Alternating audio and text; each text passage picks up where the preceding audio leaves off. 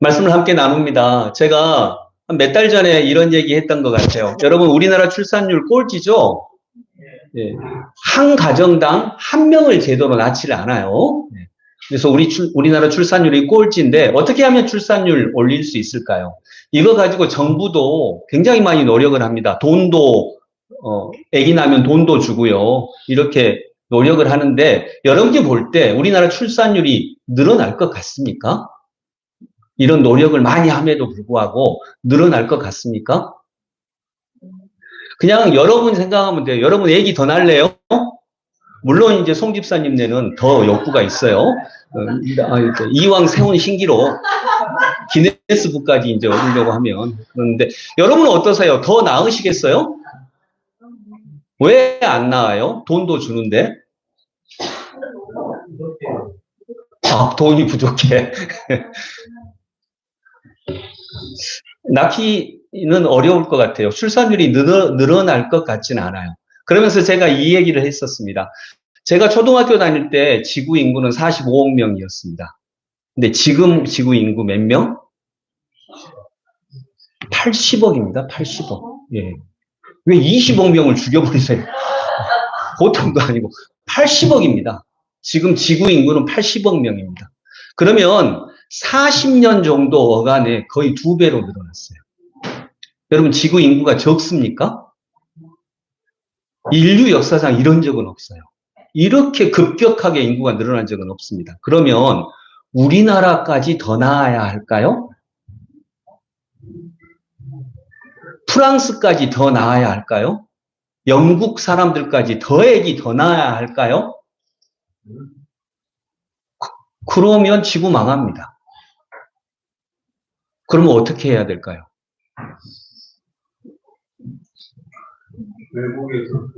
네, 방금 그 말씀 그대로예요. 우리나라는 출산율이 거의 1도 안 되는데 많이 낳는 나라가 있거든요. 그러면 그 많이 낳는 나라 사람들이 안 낳는 나라로 몰려올 수밖에 없어요. 이것은 자연의 순리예요. 막을 수가 없어요. 이건 막아지지도 않고 막을 수가 없어요. 그러니까 어떻게 하면, 자, 하면입니다. 어떻게 하면 출산율을 높일 수 있을까요? 라고 하는 물음 대신 어떻게 하면 우리가 몰려오는 사람들의 좋은 이웃이 될 수 있을까요?를 묻는 게 훨씬 실제적이고 훨씬 신앙적입니다. 근데 여러분, 우리가 다문화 가정에 좋은 친구가, 좋은 이웃이 되고 있습니까? 저만이 아니라 우리의 문화가, 우리 정부가, 우리 나라가 다문화 가정에게 좋은 이웃입니까? 그건 좀 아닌 것 같아요. 같은 민족인 탈북자 분들한테도 좋은 이웃이 못 됐던 경험이 있고, 그래서 어쩌면 오늘 본문을 통해서 우리가 생각해 볼 수 있는 것은 어떻게 하면 우리가 출산율을 높일 수 있을까요? 라고 하는 질문에서 어떻게 하면, 또 누가 강도 만난 자의 좋은 이웃이 될 수 있겠습니까? 누가 이 지구의 좋은 이웃이 될 수 있고 누가 다문화 가정의 좋은 이웃이 될 수 있을까요? 이 질문으로 바꿔야 되지 않을까 하는 생각을 해보게 됩니다. 자, 25절 같이 읽습니다. 시작. 어떤 율법 교사가 일어나서 예수를 시험하여 말하였다. 선생님, 내가 무엇을 해야 영생을 얻겠습니까? 아멘. 자, 여러분, 율법학자입니다. 율법학자가, 율법 선생님이 예수님한테 묻습니다. 근데 묻는 이유가 몰라서 묻는 게 아닙니다. 뭐 때문에 물어요? 시험에서 이 사람 말 잘한가? 이 사람 알고 있는가? 나보다 더 똑똑한가? 이거 시험해 봅니다. 우리도 되게 시험해 보면서 질문을 하죠. 시험하면서 묻습니다. 내가 무엇을 해야 영생을 얻겠습니까? 자, 이 질문 어떻습니까? 좋은 질문입니까?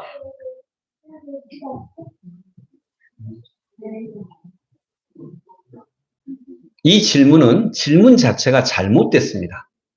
왜 잘못됐을까요? 예, 무엇을 해야 영생을 얻겠습니까? 영생은 뭐라고요? 영생은 뭘 해서 얻는 게 아닙니다. 영생은 뭘 해서 얻는 게 아니에요. 여러분이 갖고 있는 것 중에 가장 중요한 거, 가장 소중한 거 생명이죠? 여러분 생명 얻으려고 뭐 했습니까? 여러분이 생명을 얻기 위해서 뭐 노력한 거 있습니까?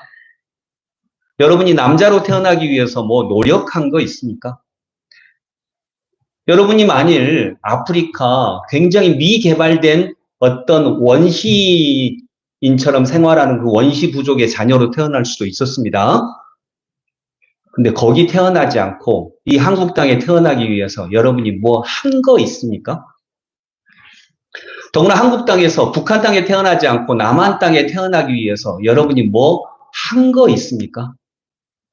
어제 저녁 우리는 정신을 잃고 잠을 잤는데 잠을 자는 동안도 심장은 뜁니다. 심장을 뛰게 하기 위해서 여러분이 뭐 한 거 있습니까?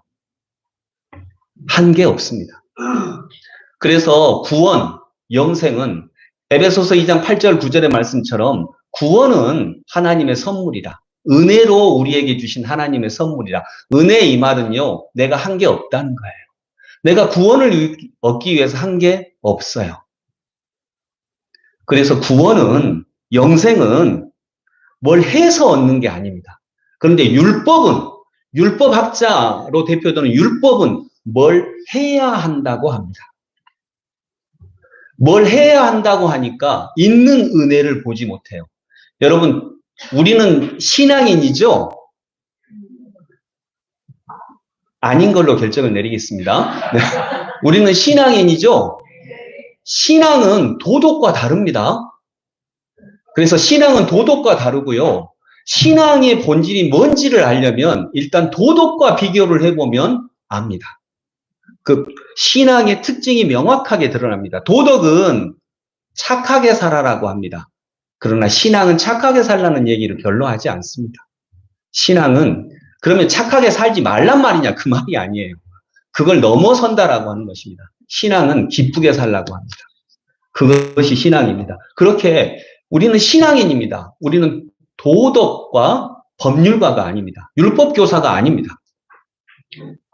그렇다면 구원은 뭘 해서 얻는 게 아니라는 거예요. 뭘 해야 구원이 오는 게 아니라는 것입니다.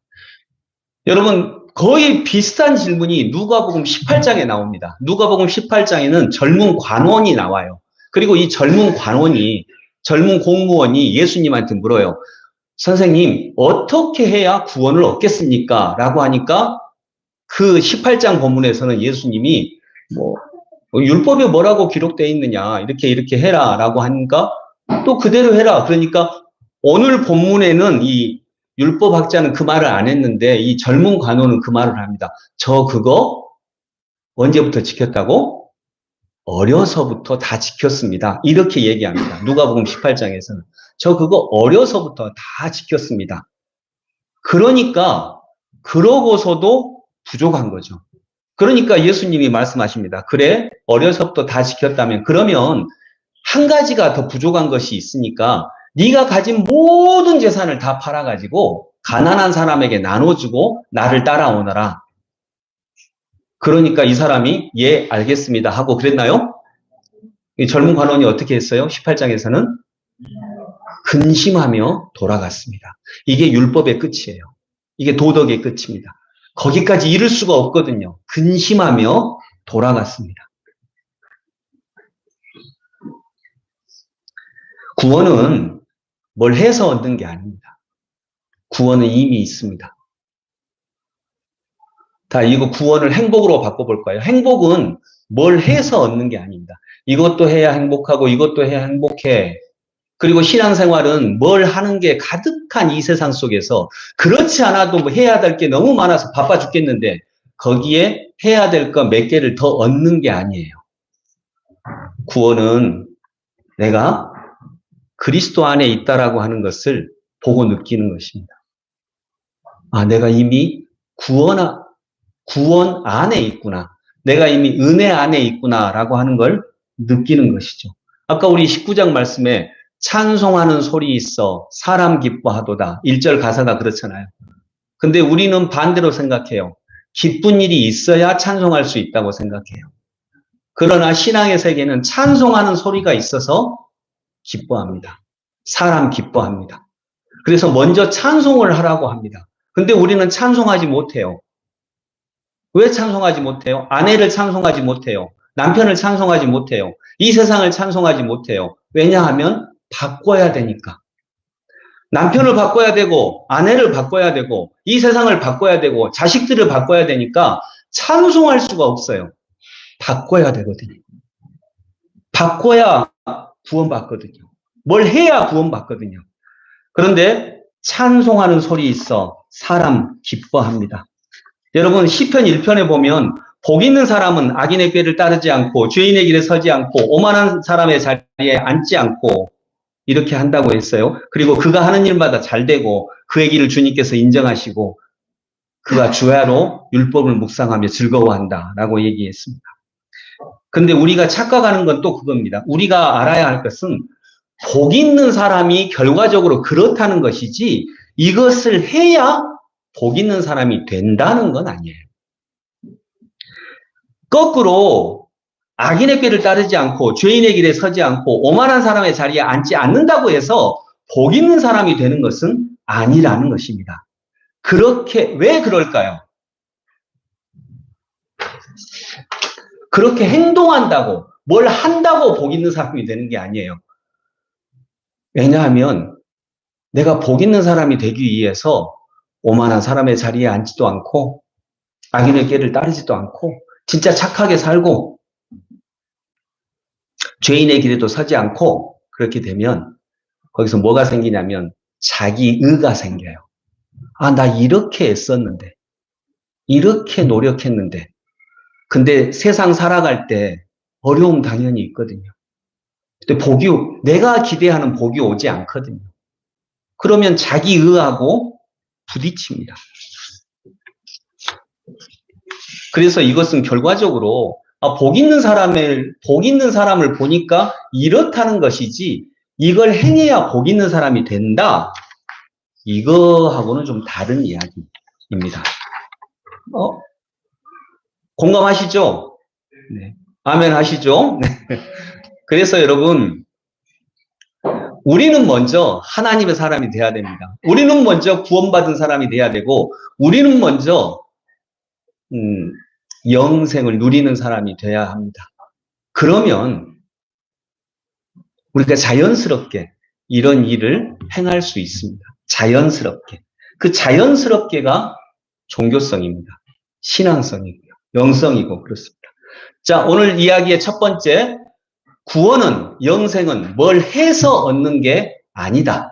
자, 두 번째 초점을 한번 보겠습니다. 그래서 이 사람이 율법에 뭐라고 기록되어 있습니까? 라고 예수님이 물어보시니까 이렇게 기록되어 있습니다. 내 마음을 다하고 내 목숨을 다하고 내 힘을 다하고 뜻을 다하고 주 너의 하나님을 사랑하여라 하였고 또 너의 이웃을 너의 몸처럼 사랑해라. 이렇게 기록되어 있습니다.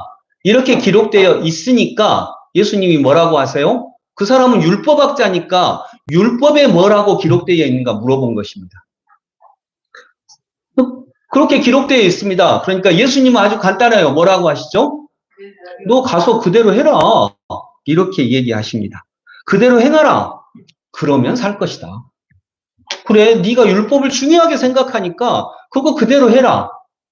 그런데 그대로 행할 수 있나요?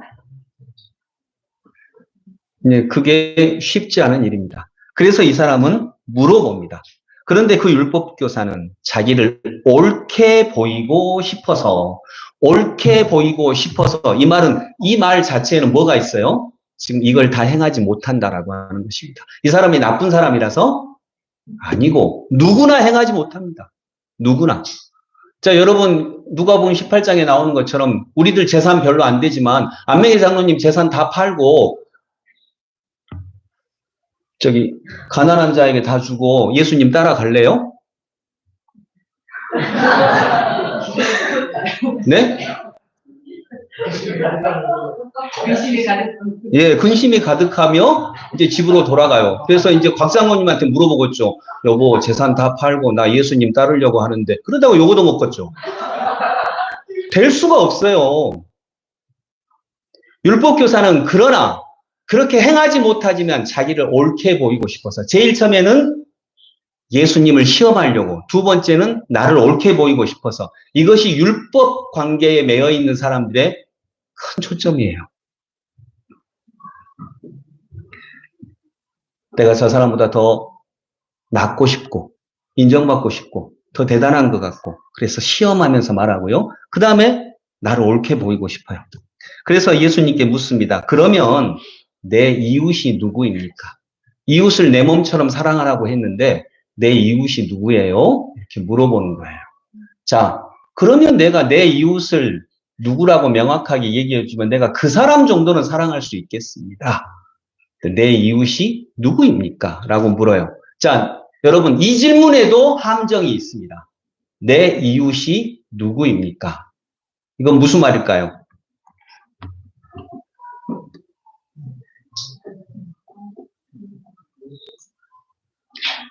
이 질문에는 내 이웃이 될 사람이 따로 있고 어떤 사람은 내 이웃이 될 수 없다는 전제가 있어요.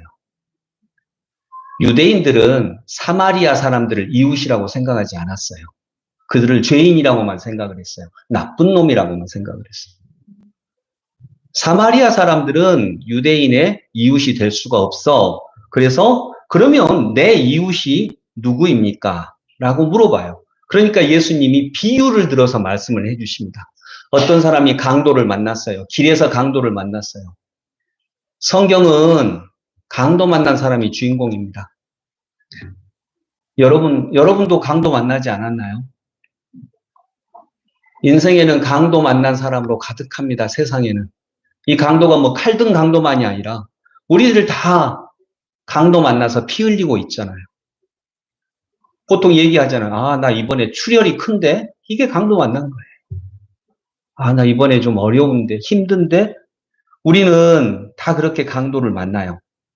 근데 제사장이 그 강도를 보고 그냥 지나가요. 아, 그 강도가 아니라 강도 만난 사람이 피 흘리고 누워있는 걸 보고. 두 번째로 레위 사람은 종교인입니다. 그러니까 제사장은 지금으로 말하면 그냥 쉽게 얘기하면 목사님, 레위 사람은 기독교인, 레위 사람은 또 그 사람을 보고 그냥 지나갑니다. 근데 사마리아 사람, 유대인들이 이웃이라고 생각하지도 않았던 사마리아 사람이 그 사람을 보고 그 사람이 있는 곳에 이르렀을 때에 그 사람을 보고 그를 도와줘요. 그리고 자기 나귀에 태우고 여관으로, 그때는 치료를 여관이 했으니까 여관으로 가서 이 사람을 치료해 주세요. 그리고 혹시 이 데나리온, 우리 식으로 따지면 한 30만 원 정도가 됩니다. 30만 원 정도 맡기고 혹시 더 들면 제가 올 때 꼭 제가 드리겠습니다. 이렇게 얘기합니다. 이 사람을 치료해 주십시오. 누가 내 이웃입니까? 라고 물었는데 예수님은 그래서 이 비유를 드신 다음에 하시는 말씀이 뭐냐면 강도 만난 사람의 이웃이 되어준 사람이 누구냐라고 이렇게 물어봐요. 질문이 달라요. 누가 내 이웃이에요? 근데 강도 만난 사람의 이웃이 되어준 사람이 누구냐? 즉 내 이웃이 따로 있고 이 사람은 사마리아 사람은 내 이웃 못 되고 다문화 가족은 내 이웃 못 되고 그러는 게 아니라 그 사람의 이웃이 되어줄 수 있는 사람이 있어요. 누구나 그 사람의 이웃이 되어줄 수 있다라고 하는 것입니다. 여러분, 이것은 존재에 대한 인정입니다. 그러니까 내가 어떤 존재, 내게 어떤 일이 벌어지고 어떤 존재가 되면 그냥 그 존재를 인정하는 거예요. 받아들여주는 거예요. 즉 수용하는 것입니다. 다문화 가정을 수용하는 거예요. 이 사람이 우리나라 사람 될 수 있을까? 누가 우리나라 사람이야? 이게 아니고 네가 다문화 사람을 우리나라 사람으로 받아들이는 그 좋은 이웃이 될 수 있느냐라고 묻는 것입니다. 이 질문이 약간 다르죠? 네. 그래서 누구나 이웃이 될 수 있습니다. 여러분, 기독교는, 신앙은 도덕이 아니라고 말씀드렸어요. 도덕은 정의를 얘기합니다. 저는 정의가 중요하다고 생각하지만, 그러나 정의가 종교의 최우선은 아닙니다. 신앙의 최우선은 아니에요. 신앙의 최우선은 사랑입니다. 그리고 그 사랑을 통해 하나님의 나라를 이루고자 하는 거거든요. 자, 여러분, 정의의 반대말이 뭐예요? 정의의 반대말. 그 함정 없으니까 그냥 말 좀 해줬으면 좋겠어요. 네, 정의의 반대말. 불의예요, 불의. 정의의 반대말은 불의. 자, 근데 정의와 불의는 반대처럼 보이지만 반대예요. 그런데 그 뿌리는 같아요. 근원은 같아요. 그것은 싸움입니다. 정의는 불의와 싸우고 불의는 정의와 싸웁니다. 자기를 정의라고 하면서. 그것의 근원은 싸움입니다. 그 싸움은 자기의가 있는 것입니다. 그래서 신앙은 정의를 최고로 강조하지는 않습니다. 사랑을 강조합니다. 이웃이 되어주는 걸 강조하는 거예요. 사랑은 정의와 짝인 듯 하지만 조금은 부족합니다. 그 근원이 다릅니다. 사랑은요, 그 근원이 투쟁이나 비교가 아니라 사랑의 근원은 존재에 대한 인정입니다. 사랑은 존재에 대한 인정이에요. 그 존재에 대해서 인정하는 상태를 아름다움이라고 합니다. 이게 용납이며 이해입니다. 자, 여러분, 어떤 여성분들이 다른 여성을 보고, 야, 저 여자 되게 이쁘다라고 말하는 것은 뭘 전제로 하는 걸까요? 예, 보여지는 거기는 한데, 저 여자 되게 이쁘다. 우리 교회에서 박신이가 제일 이쁘다. 이렇게 말하는 건 뭐예요? 인정? 인정. 저 여자 되게 예쁜데 이것은 나는 그만큼 아니다라고 하는 걸 전제로 하고 있어요. 자, 그러면 요것을 예쁜 것을 약간 바꿔서, 자, 남편과 아내 사이에 당신이 오라. 당신이 멋져. 당신이 오라. 난 당신이 최고야. 라고 말하는 건 뭘 전제로 하고 있어요? 당신이 오라. 라고 하는 말은 내가 옳지 않아. 라고 하는 걸 전제로 하기 때문에 당신이 옳다는 말을 하기가 그렇게 어려운 거예요. 당신이 오라 이 말에는 나는 틀렸어. 이 말을 그대로 가지고 있거든요. 그래서 당신이 옳다는 말을 하기가 어렵습니다. 당신이 아름답다라고 하는 말은 나는 당신에 비해서 아름답지 않다는 말을 인정하는 것이기 때문에 즉각 우리는 비교하는 세상 속에서 살고 있기 때문에 이게 어렵습니다. 아내가 오라 이 말은 나는 옳지 않아. 그래서 계속 비교하고 다툽니다. 그런데 신앙은 도덕의 세계에서는 이 사람이 오라라고 하면 나는 그르다라고 하는 것이 자동적으로 되는데 신앙의 세계에서는 당신이 오라라고 하는 말은 당신이 옳다는 말이 아니에요. 당신이 도덕적으로 옳다는 말이 아니고 당신은 당신의 상황 속에서 가장 옳은 선택을 하고 있어 이 말이에요. 당신은 당신답게 살고 있어 이 말이에요. 비교의 세계를 벗어난 것입니다. 비교를 벗어나면 다 자기답게 아름답게 존재하고 있는 것이죠. 그래서 여러분 우리가 존재를 수용한다라고 하는 것, 당신은 당신대로 아름답게 살고 있고 나는 나대로 아름답게 살고 있어. 이 수용이 신앙성이고요. 이 수용을 인정하면 우리는 자기의가 없이, 이 말이 중요합니다. 자기 의로움이 없이 내 아내를 인정할 수 있어요. 자기 의로움이 없이 내 남편을 인정할 수 있고 내 남편의 있는 모습 그대로 수용할 수 있어요. 그리고 우리는 그때 찬양할 수 있습니다. 찬송하는 소리 있어 사람 기뻐하도다. 그런데 찬송을 할 수가 없어요. 왜냐하면 남편을 고쳐야 되니까. 남편을 더 좋은 사람 만들어야 되니까. 아내를 고쳐서 살아야 되니까. 찬송을 할 수가 없는 것입니다. 당신 그대로 아름다워 라고 말하면 그냥 어느 분의 말처럼 내가 여보 너무 잘한다. 당신 멋져 라고 말하니까 아니 진짜 지가 잘난 줄 알아요 라고 말하면서 이렇게 한다는 거죠.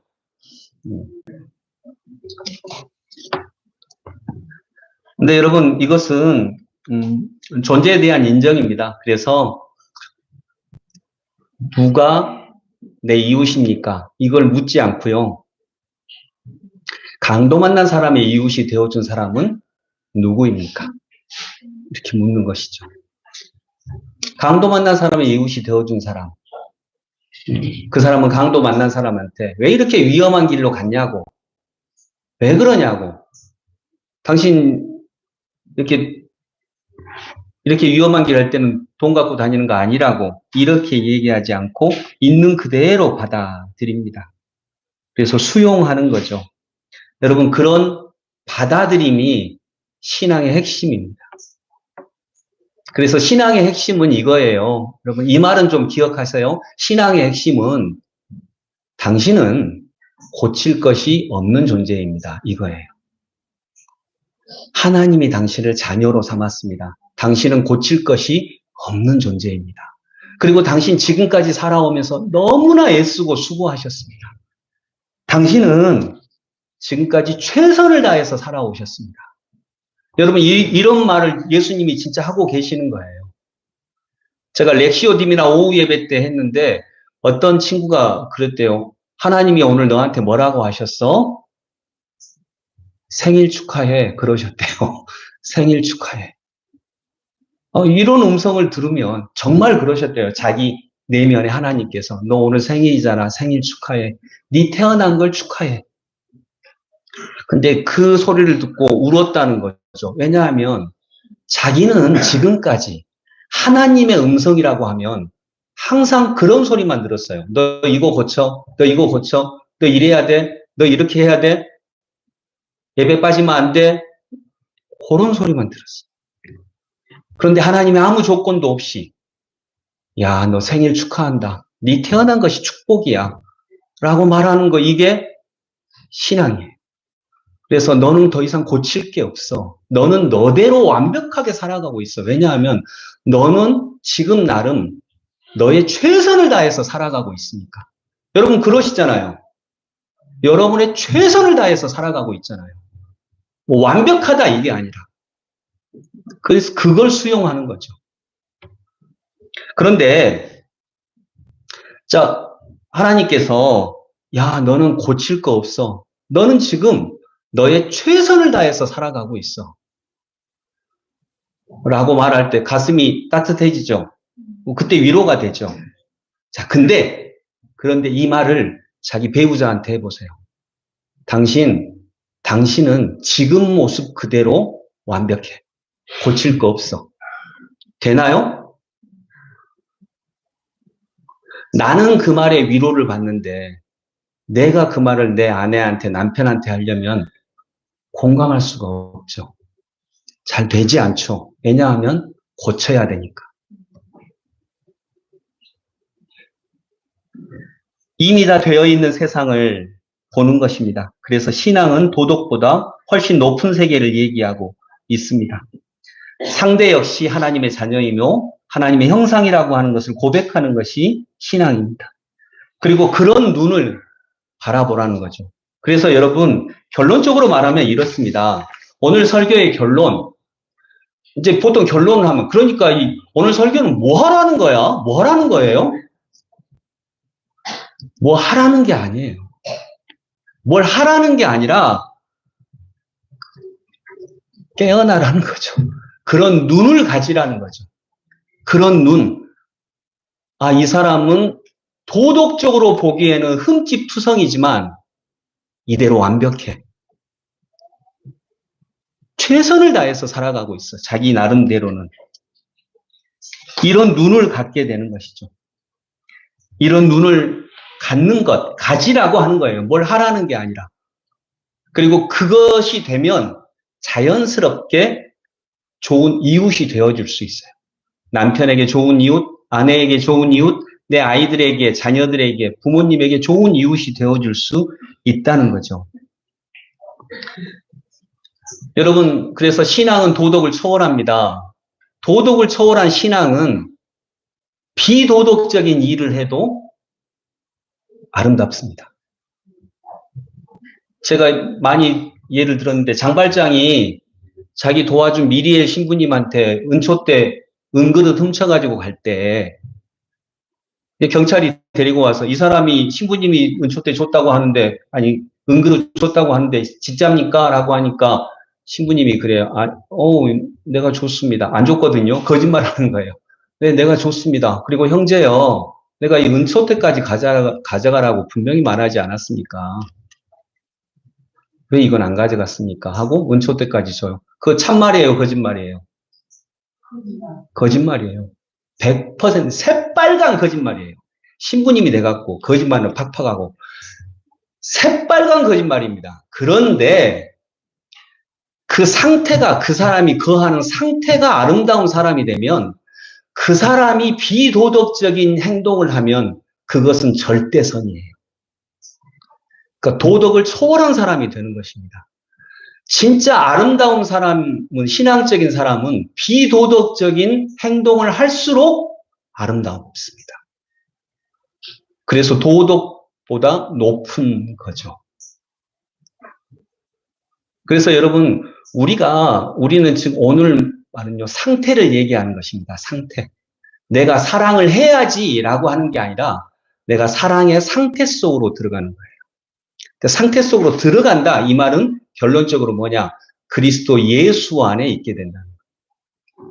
그리스도 예수 안에 있게 되면 그것이 상태를 얘기하는 것입니다. 나는 사랑의 상태 속에 있는 거예요. 사랑의 상태 속에 있으면 내가 거짓말을 할 때에도 그 거짓말은 지극한 선함을 목표로 하고 있게 되는 거죠. 입만 열면 거짓말하는 그 사람들하고 좀 달라요. 나는 우리 윤석열 대통령 어떻게 주둥이만 열면 거짓말을 하는 게 진짜 그거 좀 이해가 안 돼요. 어떻게 대통령인데 대통령이 가지는 체면이 있고 정말 입만 열면 거짓말을 하더라고요. 정말 이해가 안 됐어요. 자기가 기르는 자식인 게 걔에게 부끄럽지 않을까 하는 생각이 들었었어요. 말씀을 맺으면서 여러분,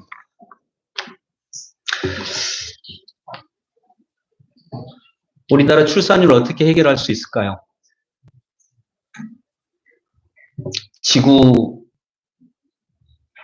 우리나라 출산율을 어떻게 해결할 수 있고 지구의 이 인구 문제를 어떻게 해결할 수 있을까요? 저는 오늘 하나님의 말씀에 있다고 생각합니다. 세계화. 김영삼 대통령 때부터 우리나라가 세계화를 얘기를 했어요. 세계화. 근데 세계화를 얘기를 하면 당연히 세계 사람들이 우리나라에 올 수 있다는 걸 전제로 했어야 되는데 우리는 이익만 세계화하고 사람들은 생각하지 않았어요. 이게 얼마나 자기중심적인 생각인지, 자기의인지. 그래서 오늘 이런 시대가 되었고 자연스럽게 인구가 많은 쪽에서 인구가 없는 쪽으로 막 몰려올 수밖에 없는 이런 세계가 되었고 이제 그때 우리에게 하나님이 물어보십니다. 누가 내 이웃이냐? 내 이웃이 따로 있고 내 이웃이 될 수 없는 사람. 그 당시에 유대인들은 사마리아 사람들을 이웃이라고 생각 안 했으니까요. 그것이 아니라 누가 강도 만난 사람의 이웃이 되어줄 수 있겠느냐? 이 질문으로 바꾸십니다. 그리고 자비를 베푼 사람입니다. 자비를 베푼 사람은 자비를 일부러 막 노력해서 애써서 하는 사람이 아니라 자비를 베푼 사람은 자비가 된 사람입니다. 그냥 그 상태에 있는 사람. 그리고 그 상태에 있는 사람은 항상 그리스도의 손을 붙잡고 있는 사람. 그래서 오늘도 그리스도의 손을 붙잡고 계시는 여러분들 되시기를 바라고, 고쳐야 된다라고 하는 도덕적 명령에서 벗어나서 고칠 것이 없는 세상, 그냥 그대로 아름다운 세상, 그 세상을 그 세상을 보는 것입니다. 본다라고 하는 것은 이미 존재한다라고 하는 것입니다. 볼 수 있는 저와 여러분들 다 되시기 소망합니다. 기도하겠습니다. 아버지 하나님, 은혜 감사합니다. 은혜를 감사합니다. 은혜를 감사합니다. 지금도 주님의 은혜는 이 세상에 가득합니다. 주님, 그런 세상을 신앙의 눈을 열어 보게 하여 주시옵소서. 예수 그리스도 이름으로 기도드립니다. 아멘.